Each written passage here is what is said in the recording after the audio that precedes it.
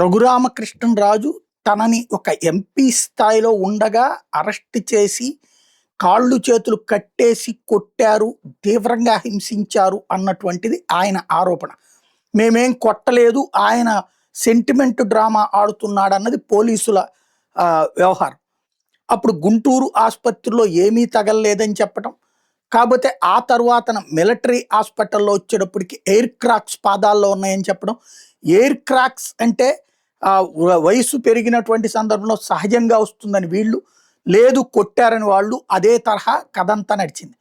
రఘురామకృష్ణరాజు ఇప్పుడు తెలుగుదేశంలో deputy speaker అయ్యాక ఖచ్చితంగా తనకున్నటువంటి సర్వశక్తులు ఒడ్డుతున్నారు. తనని అహింసించకపోతే అంతగా తిరుగుబాటు చేయడు ఆయన.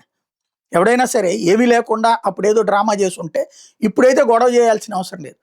ఆయన అంతగా తెగించి పోరాడుతున్నారు. ఇవాల్టికి ఆ రోజున తన చేతిలో పవర్ లేదు. ప్రభుత్వంలోతో పోరాడుతుంది. ఇవాళ పవర్ ఉంది, ప్రతిపక్షం ఇప్పుడు దెబ్బతినుంది. కాబట్టి ఆనాడు తనని హింసించిన వాళ్ళ సంగతి తేల్చాలన్నది రఘురామకృష్ణరాజు. అయితే తమ తప్పేమీ లేదని వాదిస్తూ వస్తున్నటువంటి పోలీసు అధికారులు సునీల్ నాయక్ ఓ పక్కన ఇంకా అరెస్ట్ కాలేదు. ఇవాళ రేపట్లో తేలిపోతుంది ఆయన. ఖచ్చితంగా అరెస్ట్ అవ్వకపోతే తప్పదు, ఒకరోజు అటు ఇటుగా.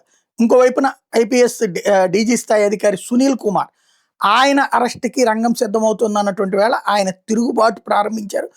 అక్కడ ఏమీ జరగలేదనేటటువంటి అంశాన్ని సోషల్ మీడియా ద్వారా పోస్ట్ చేసుకొస్తున్నారు.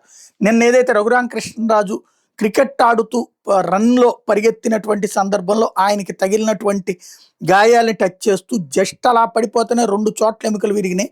నిజంగా కస్టడీలో ఎవరైనా కొట్టి ఉంటే ఎన్ని ఫ్రాక్చర్లు ఉండాలి, అది కూడా ఆయన వర్ణించినటువంటి అంత దారుణంగా కొడితే అబద్ధాలు బయటపడుతున్నాయి, నిజం దాగదు అన్నటువంటిది చెప్పుకొచ్చారు. అట్లాగే కస్టోడియల్ టార్చర్ కథ అబద్ధం, ఆటలో పడిపోతేనే 2 ఎముకలు విరిగే వ్యక్తి నిజంగా కొట్టుంటే ఎన్ని ఎముకలు విరిగే అధ్యక్ష అంటూ మరొక వైపున తద్వారా ఓపెన్ పోరాటానికి సిద్ధపడుతున్నట్టు కనబడుతుంది.